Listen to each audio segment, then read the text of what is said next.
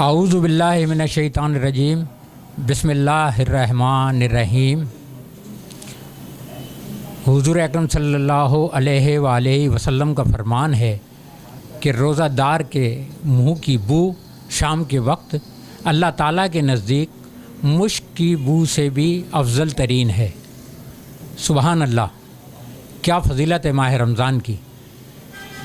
اللہ تعالیٰ ہمیں توفیق دے کہ ہم ماہ رمضان کے بقیہ روزے بھی پوری ذمہ داری سے اور اس کو اپنا فرض لازمی سمجھ کر ادائیگی کرتے رہیں۔ ناظرین، پروگرام ماہ سیام اور احساس کے مہمان کے ساتھ میں آپ کا میزبان یعقوب رشید، اور آج ایک ایسی شخصیت کو لے کر میں حاضر ہوا ہوں جو جرنلزم اور شوبز کے حوالے سے ایک جانا مانا اور تسلیم شدہ نام ہے۔ بہت سی کتابوں کے مصنف بھی ہیں، جرنلزم سے بھی وابستگی ہے، ڈرامہ رائٹر بھی ہیں، کئی جہتوں میں ان کا کام ہے اور 4-5 دہائیوں پر پھیلا ہوا ان کا کام ہے۔ تو میری مراد ہے آج کی شخصیت، مہمان شخصیت جناب سید سرور ندیم صاحب سے۔ السلام علیکم سید سرور ندیم صاحب۔ وعلیکم السلام سر۔ شاہ صاحب، کیسا محسوس ہو رہا ہے آج احساس کا مہمان بن کے؟ بہت اچھا لگ رہا ہے۔ تو شاہ صاحب، میں جیسا کہ آپ آج احساس کے مہمان ہیں اور ماہ رمضان کی مناسبت سے ہم نے جو پروگرام کا فارمیٹ ترتیب دیا ہے اس میں کچھ سوالات آپ کی ذاتی زندگی کے حوالے سے، آپ کے تجربات کے حوالے سے ہوں گے، تو کچھ سوالات ماہ رمضان کی مناسبت سے بھی ہوں گے۔ تو میرا پہلا سوال تو یہ ہے کہ آپ نے جو زندگی کا پہلا روزہ رکھا تو اس کے حوالے سے آپ کے محسوسات اور آپ کی یادیں وہ شیئر کیجئے ذرا۔ کیا ماحول تھا، کیا زمانہ تھا، کس طرح؟ پہلا روزہ تقریباً 11 سال کی عمر میں نے رکھا تھا، اور اس وقت کے جو احساسات ہیں وہ بڑے عجیب ہیں، نہ بھولنے والے ہیں، اس لیے کہ جب ہم نے پہلا روزہ رکھا تو ہمیں یہ احساس ہی نہیں تھا کہ اس روزے میں اس کے تقاضوں کو کس طرح پورا کیا جاتا ہے، لہذا کہیں کہیں غلطیاں بھی ہو جاتی تھیں، لیکن اس کو فوری طور پر درست کر لیا جاتا تھا، گھر والے نشاندہی کیا کرتے تھے۔ لیکن یہ کہ بہت اچھا ماحول تھا اور بہت پرکیف قسم کی فضا تھی اس وقت، اور جو نمازوں کی ادائیگی تھی اس میں بڑا سرور تھا، بڑا ماحول تھا۔ وہ ماحول اب قدرے ناپید ہو چکا ہے، نظر نہیں آتا جو ماہ رمضان میں ان دنوں میں ہوا کرتا تھا۔ شاہ صاحب، تعلیم کا معاملہ اور معاشی معاملات ان کے حوالے سے تھوڑا سا شیئر کریں گے؟ مسئلہ یہ ہے کہ میری تعلیم ہمیشہ واجبی رہی۔ میں 3ری کلاس میں تھا جب ہم پکے قلعے سے لطیف آباد منتقل ہو گئے تھے۔ سن 61 کا زمانہ تھا۔ اس وقت لطیف آباد سے شہر آنا اور پھر شہر سے واپس لطیف آباد جانا ایک بڑا تکلیف دہ مسئلہ تھا، اس لیے پڑھائی ادھوری رہ گئی۔ بس مختلف ٹیوشن سینٹروں میں جا کر درسی کتابیں دیکھتے رہے اور پڑھتے رہے، لیکن باقاعدہ کوئی کسی مرحلے تک نہیں پہنچے کہ کہیں جا کر جو ہے کوئی ڈگری لے لی ہو، کوئی بڑی سند حاصل کی ہو، کوئی ڈگری لے لی ہو، اس طرح نہیں ہوا۔ بہرحال یہ کہ کتابوں کا مطالعہ جاری رکھا۔ پھر اس کے بعد ایک ایسا سلسلہ ہوا کہ شوق لگ گیا لکھنے کا، پڑھنے کا، تو اس میں لکھائی اور پڑھائی میں ہوتا یہ تھا کہ جہاں لکھنے کا معاملہ آتا تھا وہاں پڑھائی کو میں ہمیشہ ترجیح دیتا تھا۔ پہلے میں پڑھتا تھا، پھر لکھائی کی طرف جانے کی سوچتا تھا۔ شاہ صاحب، آپ نے گو کہ بتایا آپ نے کہ تعلیمی سلسلہ جو بہت زیادہ دور تک نہیں جا سکا اور کوئی بڑی ڈگری بھی حاصل نہیں کر سکے، لیکن آپ کی تحریر جو ہوتی ہے وہ بڑی مستند اور بڑی جامع اور بڑی جاندار ہوتی ہے، اس کا اعتراف سب لوگ کرتے ہیں۔ اور یہی نہیں، اسی بنا پر آپ بہت ساری کتابوں کے مصنف بھی ہیں، جرنلزم صحافت سے بھی جو آپ کا کام ہے وہ بھی سب ریکگنائز کرتے ہیں۔ تو کیا وجوہات تھی کہ آپ باوجود اس کے کہ کم تعلیم کے باوجود آپ کا جو پوائنٹ آف ویو ہے، آپ کا لکھنے کا جو طریقہ کار تھا، آپ کا جو طرز تحریر تھا وہ بہت طاقتور رہا؟ اس میں یہ ہوا کہ میں نے اصل میں درسی کتابوں کے بعد اسکول اور ٹیوشن سینٹر جانے کے بعد ادب کے ماحول میں اپنے آپ کو شامل کیا، اور جو بڑے ادیبوں کی، رائٹروں کی، لکھاریوں کی کتابیں تھیں انہیں میں تلاش کر کے لاتا تھا اور انہیں پڑھتا تھا۔ بعض مضامین یا افسانے اس طرح کے ہوتے تھے کہ وہ سمجھ میں نہیں آتے تھے، اس وقت عمر کا تقاضا تھا، لیکن یہ کہ وہ بڑے دل لگا کر پڑھا کرتا تھا اور انہیں سمجھنے کی کوشش کیا کرتا تھا.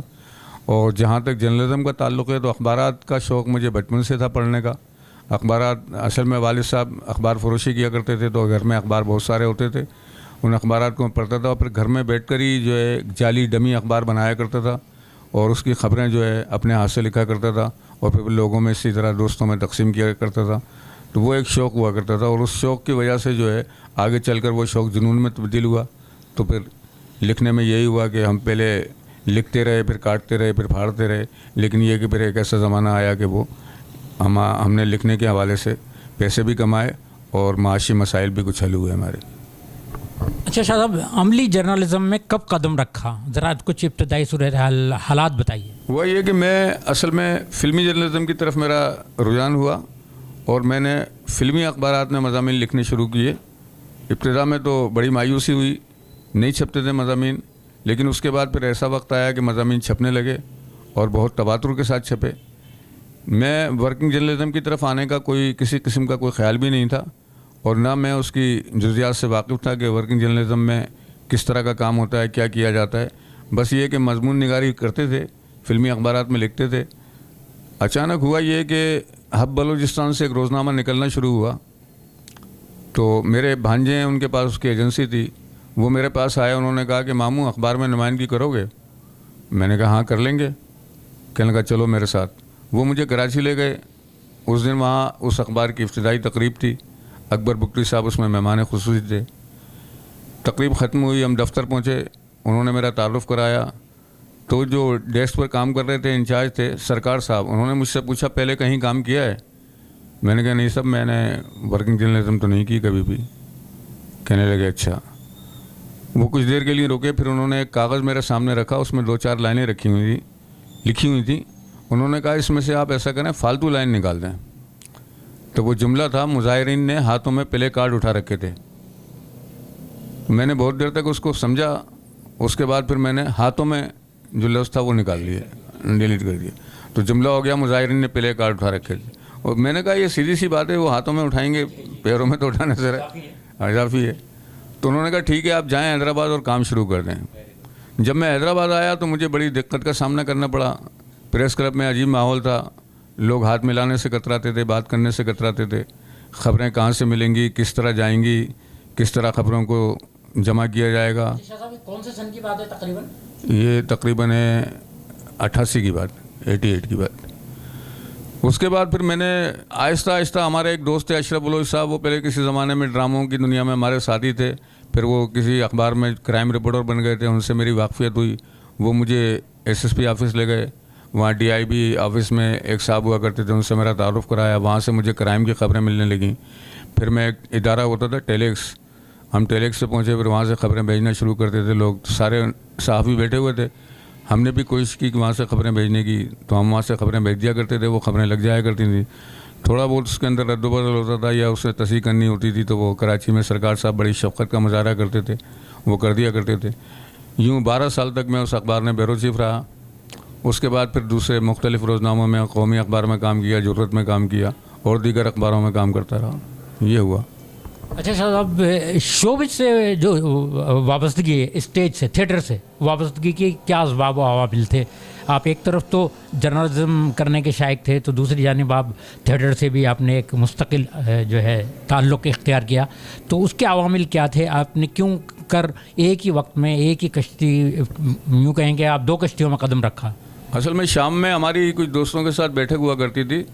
مراد کاشف، رشید جمال اور 1-2 دوست اور بھی تھے، اقبال رائی وغیرہ. تو یہ لوگ ڈرامے لکھا کرتے تھے. رشید جمال کو ڈرامے لکھنے کا شوق تھا، وہ ڈرامے لکھتا تھا. مراد کاشف صاحب بہت اچھا اسکرپٹ لکھا کرتے تھے. تو اسی طرح بیٹھے بیٹھے ایک دن کوئی بحث چلنے لگی. کسی دوست نے کہا یار بڑا مشکل کام ہے، ہر کوئی نہیں لکھ سکتا. تو میں نے گھر جا کر اس دن رات کو پہلے حصے میں بغیر کسی ترتیب کے اور بغیر کوئی کہانی کا خاکہ ذہن میں آئے، میں نے لکھنا شروع کر دیا. پھر وہ کردار آتے گئے، کہانی بنتی چلی گئی. دوسرے دن وہ ساری لکھی ہوئی کہانی میں نے رشید جمال کو دکھائی، تو وہ بہت خوش ہوا. اس نے کہا یار یہ تو مکمل اسکرپٹ ہے. تو یوں وہ ڈرامہ تکمیل پذیر ہوا اور وہ قاتل کون کے نام سے اس وقت کے مشہور ڈائریکٹر تھے ایم بلوچ صاحب، انہوں نے وہ ڈرامہ بسنت ہال میں کیا. یہ 68 یا 69 کے شروع کا زمانہ تھا. اس کے بعد پھر مختلف عملی جرنلزم سے پہلے جو ہے ڈرامہ رائٹر بن گئے؟ نہیں، ساتھ ساتھ ہی ہوا یہ. ہاں، یہ تقریباً آگے پیچھے ہی ہوا. تو یہ ڈرامہ نگار بنتا چلا گیا، ڈرامے لکھتے چلے گئے تو ڈرامے ہوتے چلے گئے. اس طرح فضا بنتی چلی گئی ڈرامہ نگار کے حوالے سے. اچھا، پھر ہوا یوں کہ آپ جو ہے کتابیں بھی تصنیف کرنا شروع کی آپ نے، اور آپ کی بہت مشہور کتابیں آئیں مارکیٹ میں، اور اس شہر کی جو معروف شخصیات کے حوالے سے متعدد کتابیں آپ نے تخلیق کی یا تحریر کی. تو یہ مطلب آپ نے پھر یہ ایک تیسرا پہلو تھا آپ کی شخصیت کا، تو آپ نے یہ آپ کے ذہن میں کیوں کرایا، اور اس سے آپ کو معاشی طور پر کتنا استحکام ملا اس کام سے؟ یہ ہمارے بزرگ ایک دوست رہنما ہوا کرتے تھے، عثمان اجمیری صاحب. وہ ایک دن انہوں نے مجھ سے کہا کہ یار حیدرآباد کی شخصیت کے حوالے سے کچھ لکھو، کیونکہ حیدرآباد کی شخصیات پر کوئی کام نہیں ہوا اب تک. حیدرآباد کے حوالے سے تو کچھ کتابیں آئی ہیں، مگر حیدرآباد شہر سے جن شخصیات نے جنم لیا اور جنہوں نے 0 پوائنٹ سے اپنا سفر شروع کیا، پھر وہ اپنی لیاقت، قابلیت اور اہلیت کی بنیاد پر کسی منصب پر پہنچے، کسی مقام تک پہنچے، اور انہوں نے بڑا اسٹرگل کیا، بڑی جدوجہد کی، ان کی زندگی پر لکھو.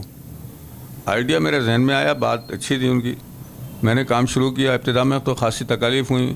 جن لوگوں سے انٹرویو کرنے تھے انہوں نے بڑا گریز کیا اپنی بات بتانے میں، وقت دینے میں. لیکن یہ کہ میں نے کام چونکہ شروع کر دیا تھا، اور ہاں میں ثابت قدم رہا، اور عثمان اجمیری صاحب کی رہنمائی میرے ساتھ شامل تھی. تو وہ ہم شخصیت سے ملتے رہے، شخصیات سے مختلف، اور ان سے انٹرویو کرتے رہے. یوں پہلی کتاب جب آئی تو بڑے ڈرتے ڈرتے ہم اسے مارکیٹ میں لائے. سمجھ میں نہیں آ رہا تھا کہ کیا کرنا ہے، لیکن بہرحال یہ کہ اللہ تعالیٰ نے اس کتاب کو بڑی پذیرائی دی، اور بہت سارے لوگوں نے مبارکباد دی، خطوط آئے. بہت سارے لوگوں نے کہا یار ہم تو اس میں شامل نہیں ہیں، ہم تو اس میں شامل نہیں ہیں. جب یہ بات ذہن میں آئی تو میں نے پھر دوسری کتاب کا آغاز کیا. اس طرح اب تک 8 کتابیں جو ہیں وہ منظر عام پر آ چکی ہیں، جس میں حیدرآباد کی تقریباً 450-500 کے قریب شخصیات جو ہیں ان کتابوں میں موجود ہیں. شاہ صاحب، بطور ڈرامہ رائٹر بھی آپ کا ایک بڑا مضبوط امیج ہے اور نام ہے. تو یہ بتائیے گا کہ آپ نے بطور ڈرامہ رائٹر کتنے ڈرامے تحریر کیے، یعنی جو نئی کہانیاں، جو اوریجنل کہانیاں جو آپ نے ٹوٹل لکھی. ایسا تو عمومی طور پہ ہوتا ہے کہ ایک ہی کہانی پر مختلف عنوانات سے یا ٹائٹل سے 3-4 ڈرامے ہو گئے، لیکن آپ نے کل ٹوٹل کتنی کہانیاں تحریر؟ میرے لکھے ہوئے ڈراموں کی تعداد تقریباً 38 یا 37 کے قریب ہے. وہ ڈرامے میں نے لکھے ہیں، اور عموماً یہ ہوا ہے کہ میرا ایک ہی ڈرامہ جو ہے بار بار ہوا ہے. بہت سارے ڈرامے ایسے ہیں جو کئی بار ہوئے ہیں. اس میں میرا اپنا ذاتی طور پر کوئی دلچسپی یا کوئی قصور نہیں ہے، نہ میں نے کسی سے کہا ہے کہ اس ڈرامے کو دوبارہ کرو. یہ شہر کی جو صورتحال بنی، ماحول بنا، اس میں یہ ہوتا رہا کہ وہ ڈرامے بار بار لوگ کرتے رہے. کچھ لوگوں کی آسانی کے لیے، کچھ بجٹ کی وجہ سے، اور کچھ لوگوں کو یہ کہ وہ ڈرامہ بہت اچھا لگا تھا، انہوں نے کہا یار ایک بار پھر ہو جائے. تو اس طرح وہ ڈرامے بار بار ہوا. بلکہ ایک ڈرامہ تو ایسا تھا کہ وہ پورے سندھ میں ہوا اور بار بار ہوا، اور کئی مرتبہ حیدرآباد میں ہوا. سبجیکٹ تھا اس کا کامیڈی پلے تھا، لیکن یہ کہ وہ انڈا پراٹھا کے نام سے بڑا مشہور ہوا وہ ڈرامہ. لیکن یہ کہ وہ پورے سندھ میں ہوا، جگہ جگہ ہوا، اور سندھی میں بھی ترجمہ کر کے اسے کیا گیا. اور اس کے علاوہ جو ٹریجڈی پلے ہیں وہ بھی بار بار ہوئے. اس میں لوگوں کی اپنی وہ مطلب ایک دلچسپی شامل ہے. اچھا، بعض شہروں میں یہ ہوتا ہے کہ ایک ہی ڈرامہ 10 دن بھی ہوتا ہے، 12 دن بھی ہوتا ہے، 15 دن بھی ہوتا ہے. لیکن ہمارے یہاں چونکہ اس طرح کا کوئی ماحول نہیں ہے، ڈرامہ اس کمرشلزم کی طرف پہنچا نہیں، تو ہم جو ہے اتنے دن تک ڈرامے کو کر نہیں سکے، کسی بھی ڈرامے کو. تو وہ لوگوں نے جب دوبارہ تیسری مرتبہ، چوتھی مرتبہ ایک ہی ڈرامہ کرتے ہیں تو وہ ڈرامہ یوں ہو جاتا ہے کہ وہ بار بار ہو گیا. اچھا شاہ صاحب، ڈرامے کے حوالے سے بات ہوئی تو ابھی جو ہے گزشتہ دنوں ایک ڈرامہ فیسٹیول ہوا، اور اس ڈرامہ فیسٹیول کا آپ بھی ایک اہم جز تھے بطور رائٹر. آپ کا بھی ایک ڈرامہ اس میں شامل تھا. تو لیکن کچھ عناصر کی طرف سے جو ہے اس ڈرامہ فیسٹیول کا بائیکاٹ بھی کیا گیا. مطلب چاہے وہ خاموش بائیکاٹ تھا یا جیسے بھی تھا، لیکن کچھ لوگوں نے بائیکاٹ کیا. مختلف آوازیں آئیں کہ بھئی فلاں لوگوں نے بائیکاٹ کیا. تو مطلب کیا یہ صحیح طرز عمل تھا؟ کیوں کر ایسا ہوا؟ یہ ہونا چاہیے یا نہیں، یا کہ تمام لوگوں کو یکجہتی کا مظاہرہ کرنا چاہیے تھا اس موقع پر؟ ڈرامہ فیسٹیول میں آپ صحیح کہہ رہے ہیں، کچھ لوگوں نے بائیکاٹ کیا، اور اس حد تک بائیکاٹ کیا کہ انہوں نے ڈرامے کو دیکھنے سے بھی گریز کیا.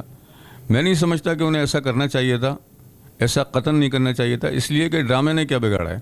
آپ کو اگر بائیکاٹ کرنا تھا یا آپ کو دوری اور علیحدگی اختیار کرنی تھی تو آپ ان لوگوں سے کرتے لیکن ڈرامہ تو ایک بالکل مختلف چیز ہے نا. آپ کو جب آپ فیلڈ میں وارد ہوئے ہیں تو آپ انہی راہوں سے سفر کرتے ہوئے فیلڈ میں آئے ہیں. آپ ڈرامے کے ذریعے ہی فیلڈ میں موجود ہیں, اور آپ نے اس فیلڈ میں جو اب تک جتنے بھی کام کیے ہیں اس میں آپ کی ڈرامے والی پوزیشن جو ہے وہ زیادہ نمایاں رہی ہے. لیکن یہ کہ اصل میں ہوا یہ ہے کہ ہمارے یہاں جو لوگ ہیں وہ مختلف قسم کا ذہن رکھتے ہیں. کچھ لوگوں میں اس قسم کی چیز صلاحیت کر جاتی ہے کہ میں اس میں کی وجہ سے جو ہے بہت ساری چیزیں پس منظر میں چلی جاتی ہیں, اور بہت سارا نقصانات بھی ہوتے ہیں جو براہ راست ڈرامے کی فیلڈ کو بھگتنا ہوتے ہیں. نظریہ تو ہے ہی نہیں نا. نظریاتی تو دیکھیں نا آپ, نظریاتی تو میں نہیں سمجھتا کہ اس شہر میں کوئی تنظیم ایسی ہے جو نظریاتی تنظیم ہو یا نظریاتی لوگ ہوں. یہاں جس کا بائیکاٹ کیا جاتا ہے وہ دوسرے دن اسٹیج پر ہوتا ہے. یہاں تو ایک عجیب و غریب قسم کی فضا ہے نا. ثقافتی تنظیمیں بنتی ہیں, مختلف شہروں میں بنتی ہیں. ان کا ایک بنیادی کام یہ ہوتا ہے کہ وہ مسائل کے حل کے لیے کام کرتی ہیں. لیکن ہمارے یہاں مسائل کے حل کی طرف کسی بھی تنظیم کا رجحان نہیں ہے. رجحان اگر ہے تو وہ ڈرامے سے ہٹ کر دوسری سرگرمیوں کی طرف چلا گیا ہے.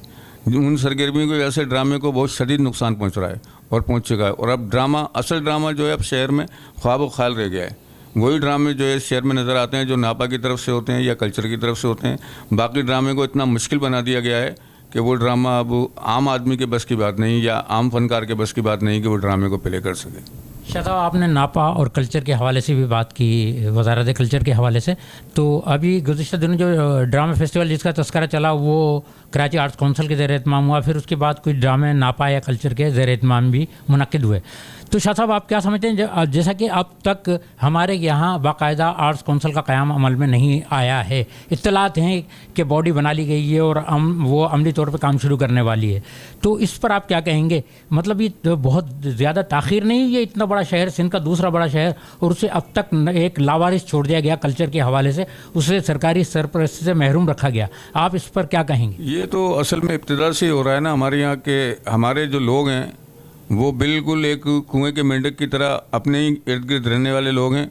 وہ آگے بڑھ کر کام کرنے کے لیے تیار ہی نہیں ہیں. انہیں پتہ ہی نہیں ہے, حیدرآباد کے بیشتر افراد کو جو ڈرامے سے تعلق رکھتے ہیں انہیں پتہ ہی نہیں ہوگا کہ کلچر ڈپارٹمنٹ کہاں ہے, ان کے افسران کون ہیں اور کون کیا کام کر رہا ہے, کس کی کیا صلاحیت ہے اور کس کی کیا قابلیت ہے اور کون کس عہدے پر ہے. تو جب آپ نے آنا جانا نہیں رکھا, آپ نے میل ملاقات نہیں رکھی, آپ نے کوئی روابط نہیں رکھے, تو ظاہر سی بات ہے کہ پھر ان لوگوں کی طرف سے بھی بیگانگی کا مظاہرہ کیا گیا, اور وہ ایک مخصوص حلقے کو جو ہے نوازنے کا سلسلہ ان کی طرف سے ہے اور وہ جاری ہے اور وہ رہے گا. ہم اس کی کوئی مخالفت نہیں کرتے, نہ اسے کوئی کنڈم کرتے ہیں. ہم صرف اتنا کہتے ہیں کہ جوڑنے کا کام کیا جائے, پیار کو پھیلانے کا کام کیا جائے, محبت کا کام کیا جائے, اتحاد کا کام کیا جائے, اور ڈرامے کو ڈرامہ سمجھا جائے. ڈرامہ اردو بھی ہے, ڈرامہ سندھی بھی ہے, ڈرامہ پنجابی بھی ہے. ڈرامہ تمام زمانوں میں ڈرامہ ہے, اور ڈرامے کو صرف ڈرامے کی حد تک ہی سمجھا جائے. شاہ صاحب بہت اچھا, بہت جامع اور بڑا مربوط جواب دیا آپ نے, بہت مدلل. اچھا, میں ایک بات اور آپ سے جاننا چاہوں گا شاہ صاحب, ابھی ہمارے یہاں ایک عجیب سی فضا ہے. ایک طرف تو تھیٹر کی بقا کے لیے جدوجہد ہو رہی ہے. میں بقا کی جدوجہد اس لیے کہوں گا کہ اب تھیٹر اس صورتحال میں نہیں ہے جو کہ 80s میں یا 90s میں تھا, جب تو کثرت ڈرامے ہو رہے تھے اور انڈیپینڈنٹ لوگ کر رہے تھے اور بہت کثرت سے ہو رہے تھے, 50-60 ڈرامے ہو جایا کرتے تھے سالانہ. لیکن اب صورتحال یہ کہ پچھلے دنوں تو بہت ہی زیادہ جو ہے ختم ہو چکا تھا سلسلہ, تاہم اب پھر سے اس میں ایک نئی روح پھونکنے کی کوشش کی جا رہی ہے. کچھ لوگ کوشش کر رہے ہیں کہ تھیٹر کو پھر سے زندہ کیا جائے اور اس کا ریوائول ہو, اور دوسری طرف جو ہے ناچ اور گانے کے پروگراموں کو بھی جو ہے بڑی کثرت کے ساتھ جو ہے منعقد کیا جا رہا ہے.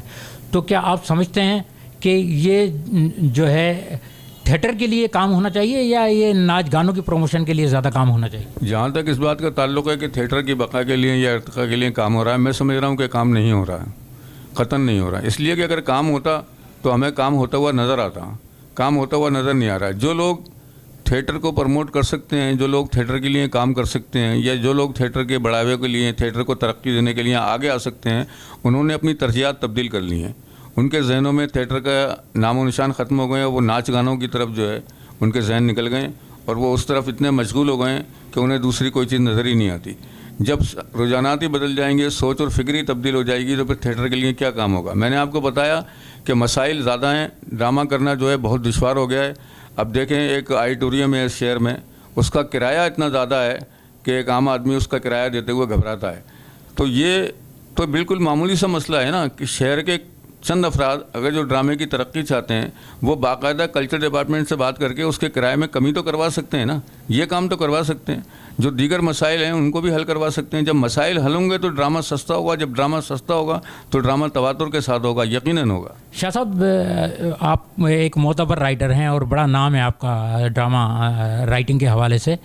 تو میں یہ کہنا چاہوں گا کہ پوچھنا چاہوں گا آپ سے کہ جو بھی کسی بھی شعبے کی شخصیت ہو, چاہے وہ ایکٹنگ کی ہو, ڈائریکشن کی ہو, اسکرپٹ رائٹنگ کی ہو, تو وہ اپنے سینئرز کی طرف دیکھتی ہے اور ان کو اپنا رول ماڈل بناتی ہے. تو آپ کے نزدیک شعبہ تحریر سے, چاہے وہ فلم کا ہو, ادب کا ہو, کن سے آپ نے انسپائریشن لی؟ آپ کا جو مکالمہ بہت طاقتور ہوتا ہے, آپ کے کردار بہت جاندار ہوتے ہیں, کہانی, تو آپ نے کہاں سے انسپائریشن لی؟ میں نے ابتدا میں کرشن چندر کو بہت جم کر پڑھا. اس کے بعد جو ہے وہ دیگر جو بڑے رائٹر تھے, لکھنے والے تھے, ان سب کو پڑھا. اور بس ان کی پڑھائی میرے ذہن میں تھی, وہ میرے کام آئی. اور بس میں نے آپ سے کہا کہ میں نے لکھنا تو بعد میں سیکھا, رائٹر میں پہلے بنا. تو یوں جو ہے وہ میں لکھتا رہا. اب یہ میرے نزدیک سب سے بڑی بات یہ ہوتی ہے کہ جب آپ لکھتے ہیں تو آپ کا لکھا لوگوں تک کس طرح پہنچے اور اس میں اثر کیسے پیدا ہو. آپ لکھ سکتے ہیں لیکن اثر جو ہے وہ آپ کے بس کی بات نہیں ہے. اثر قدرت ڈالتی ہے اس میں. اللہ تعالیٰ کی طرف سے ان الفاظوں میں اثر آتا ہے اور وہ اسی وقت ہوتا ہے جب آپ میں بے پناہ خلوص ہو, آپ میں سچائی ہو اور آپ اس کام کو عبادت سمجھ کر کرنا چاہتے ہیں. میں نے اپنا جو بھی کام کیا ہے بڑی سچائی سے اور بڑی خلوص سے کیا ہے اور بڑی تکلیفیں اٹھائی ہیں. مجھے بہت دھکے دیے ہیں زندگی نے اس کام میں, لیکن یہ ہے کہ میں مسلسل آگے کی طرف بڑھا ہوں. میں نے پیچھے مڑ کر نہیں دیکھا ہے. شاہ صاحب, فلم کے تعلق سے, پاکستانی سنیما کے حوالے سے رائٹنگ کے شعبے کے کچھ نام ایسے ہیں, بشیر نیاز, ریاض شاہد اور آغا حسن امتصال, علی سفیان آفاقی, یہ بڑے نام ہیں شعبہ تحریر کے. تو کیا آپ نے ان سے کہیں کسی قسم کی کوئی انسپائریشن لی؟ نہیں, ان کی کہیں نہیں. بشیر نیاز صاحب سے کچھ تھوڑا سا میرا ذہنی طور پر ہم آہنگی رہی. وہ بھی اس لیے کہ کراچی میں دانش دیروی صاحب ہوا کرتے تھے, کردار اخبار کے انچارج تھے وہ. تو ایک بار میں نے انہیں بتایا کہ میں لاہور جانا چاہتا ہوں, تو انہوں نے مجھے کہا کہ یار بشیر نیاز بھی اسی طرح میرے پاس آیا تھا اور میں نے اسے خط لکھ کر دیا تھا لاہور کے لیے, تو میں خط دے دوں گا لاہور کے لیے. بہرحال یہ کہ انہوں نے مجھے خط بھی دیا تھا, میں لاہور گیا بھی تھا, لیکن اس کے بعد میرے ساتھ حادثہ ہو گیا, والد صاحب کی وفات ہو گئی تھی, تو میں چلا آیا تھا, تو وہ کام وہیں ادھورا رہ گیا تھا. بہرحال وہ قسمت کا لکھا سمجھ کر قبول کر لیا گیا. شاہ صاحب, اس وقت جو یہاں پر کام ہو رہا ہے, کم ہو رہا ہے, لیکن تھیٹر کے حوالے سے, تھیٹر میں جو لوگ کام کر رہے ہیں, چاہے وہ تحریر کے شعبے سے وابستہ ہوں, ڈائریکشن کے شعبے سے یا اداکاری کے شعبے سے, آپ کچھ اپنی رائے دینا چاہیں گے کہ کس قسم کا کام ہو رہا ہے, اس کا کیا معیار ہے؟ سائیں, پہلی بات تو یہ ہے کہ تھیٹر کے حوالے سے کام ہی نہیں ہو رہا, اور جو کام ہو رہا ہے وہ بالکل بے مقصد کام ہے, اور جس کا کوئی مقصد نہ ہو وہ کوئی کام ہوا ہی نہیں کرتا. اس لیے کہ ہمارے یہاں ایک گروپ جو ہے وہ اس طرح کے ڈرامے کرتا ہے کہ لاکھ لگا کے 1.5 لاکھ کمانے کی بات کرتا ہے. ایک گروپ جو ہے وہ محض اپنے شوق کی تسکین کے لیے کرتا ہے, چاہے اس میں اسے کچھ نقصان ہو جائے یا وہ ڈرامہ برباد ہو جائے, کیسا بھی ہو جائے, لیکن یہ کہ اسے شوق کی تکمیل کرنی ہے. پراپر جو ڈرامہ ہونا چاہیے, پراپر جو تھیٹر ہونا چاہیے, جو تھیٹر کی روح ہے, اس کے مطابق کام نہیں ہو رہا. اس کی وجہ یہ ہے کہ سنجیدگی نہیں ہے اور اتنا شعور نہیں ہے. جو لوگ کام کرنے والے تھے ان میں سے اکثریت جو تھی وہ یا تو دنیا چھوڑ گئی یا پھر یہ ہے کہ گوشہ نشین ہو گئی, لوگ رہے نہیں. یہی حالت یہ ہے کہ دیکھنے والے بھی ویسے نہیں رہے جیسے کام کرنے والے تھے. اسی لیے تھیٹر زبوالی کا شکار ہے. اور اب دیکھیں کوئی آتا ہے تو اس کو فیلڈ کو اللہ کرے کہ سرسر بنائے اور ترقی کی جانب لے جائے. اچھا صاحب, ہماری تھیٹر کی تاریخ تو بہت پرانی ہے, آپ ایسے کچھ چند ڈراموں کے حوالے سے کچھ ان کی یاد تازہ کریں گے جو قابل ذکر ہوں آپ کی نظر میں, کہ ان ڈراموں نے حیدرآباد کا جو حوالہ ہے یا اس حوالے سے, ڈرامے کے حوالے سے حیدرآباد کے نام کو کوئی عزت دی یا عروج دیا یا امتیاز دیا؟ حیدرآباد میں جو ڈرامے بہت اچھے رہے اور پسند کیے گئے, لوگوں کی بڑی تعداد نے انہیں پسند کیا اور وہ آج بھی ریکارڈ کا حصہ ہیں, ان میں عیسیٰ یوسف صاحب کے کچھ ڈرامے ہیں, جس میں زندان ان کا ایک بہت خوبصورت ڈرامہ ہے, اور راجہ سعید کے بہت سارے کچھ ڈرامے ہیں, شفقت شاہ کے کچھ ڈرامے ہیں, بہت خوبصورت ڈرامے انہوں نے کیے ہیں اپنے دور میں. اور وہ لوگ تھے کہ جو مسائل سے اور مشکلات سے گھبراتے نہیں تھے. ڈرامہ کرنا ہے تو ڈرامے سے عشق تھا انہیں, جو عشق اب نظر نہیں آتا. بالکل اسی طرح جو ہے وہ راجہ سعید میرے لیے لازم و ملزوم تھا اور میں اس کے لیے لازم و ملزوم. میرے جتنے بھی اسکرپٹ اس نے کیے ہیں وہ تمام کے تمام بہت مضبوط اسکرپٹ کیے ہیں انہوں نے اور بہت اچھے انداز میں کیے ہیں, اور وہ ڈرامے جو ہیں آج بھی ریکارڈ کا ایک حصہ ہیں. اس طرح مراد کاشف صاحب کے بہت سارے ڈرامے ایسے ہیں کہ بہت اپنے دور میں بہت اچھے رہے. رشید جمال کے 2-3 ڈرامے بہت اچھے ہیں, الف زبرہ, یہ انڈا کائے گا, بہت اچھے ڈرامے ہیں. روٹی کپڑا اور مکان, یہ اچھے ڈرامے تھے. اسی طرح میرا ڈرامہ کالا بازار ہے یا کبوجے کی ہے. اس طرح کی 3-4 ڈرامے ہیں جو ریکارڈ پر رہے اور انہیں خاصی شہرت ملی. اچھا صاحب, آخری سوال میں آپ سے یہ کروں گا کہ احساس نے ایک سلسلہ شروع کیا ہے, احساس نیوز نے, فنکاروں کے تعارف کا, ان کے تجربات تاکہ دیکھنے والوں تک پہنچے کہ وہ کس طرح اپنی اس منزل تک پہنچے جہاں آج وہ ہیں, اور چاہے وہ جد و جہد کی منزل میں ہیں یا اپنے عروج پر پہنچ چکے ہیں, لیکن ان کے حالات زندگی کو اپنے دیگر ناظرین تک پہنچانا احساس کا یہ ایک مقصد ہے اس پروگرام کی وسعت سے. تو آپ اس پروگرام کو کس طرح دیکھتے ہیں, اس سے متعلق آپ کی کیا رائے ہے؟ احساس کی ٹیم, احساس کے جو CEO ہیں, ان کی کوششوں کو آپ کس طرح دیکھتے ہیں؟ حیدرآباد میں ایسے کسی سلسلے کا کوئی تصور پہلے کبھی بھی نہیں تھا. یہ احساس چینل نے جو پروگرام شروع کیا ہے یہ اپنی اہمیت کے اعتبار سے اور اپنی اپج کے اعتبار سے بہت خوبصورت پروگرام ہے. فنکاروں کو پروموٹ بھی کیا جا رہا ہے, فنکاروں کے تجربات کو سامنے لایا جا رہا ہے اور ان کی جد و جہد کو سامنے لایا جا رہا ہے. بہت خوبصورت پروگرام ہے. اس سے پہلے اس قسم کی کوشش نہ تو اخباری سطح پر ہوئی, نہ کسی چینل کی سطح پر ہوئی, نہ ریڈیو کی سطح پر ہوئی. یہ پہلی بار ایک ادارہ کر رہا ہے اور یہ کام یقیناً اداروں کے کرنے کا ہی ہے, لیکن جس ادارے نے یہ کام شروع کیا ہے وہ اپنے وسائل کے اعتبار سے اتنا بڑا ادارہ نہیں ہے, تاہم یہ کہ بہت اچھا اور بہت مضبوط حوالہ ہے ان کے اس کام کا. شاہ صاحب, آپ کا بہت بہت شکریہ. آپ نے بہت خوبصورتی سے جو ہے اپنی رائے کا اظہار کیا, اپنے محسوسات, اپنے تجربات ہمارے ناظرین تک پہنچائے, اور یقیناً ہمارے ناظرین کو بھی جو ہے آپ کی زندگی کے یہ جو گوشے ہیں ان کے سامنے روشن ہوئے آج. تو میں آپ کا بہت بہت شکر گزار ہوں اور تشریف لانے پر احساس چینل پر, اور امید ہے کہ ہم یہ کام کو آئندہ بھی آپ جیسے لوگوں کی رہنمائی میں, سرپرستی میں, حوصلہ افزائی کے ساتھ جاری رکھیں گے. آپ کا بہت بہت شکریہ. ناظرین, ابھی آپ ہمارے شہر کے مایہ ناز ڈرامہ رائٹر, فلم جرنلسٹ اور متعدد کتابوں کے مصنف جناب سید سرور ندیم صاحب کا انٹرویو ملاحظہ کر رہے تھے. کل پھر کسی ایسی ہی شخصیت کے ساتھ حاضر ہوں گے, لیکن جانے سے پہلے آپ سے ایک گزارش ہے کہ احساس نیوز کو سبسکرائب کیجیے, لائک کیجیے اور اپنی رائے کا اظہار ضرور کیجیے. اجازت دیجیے. خدا حافظ.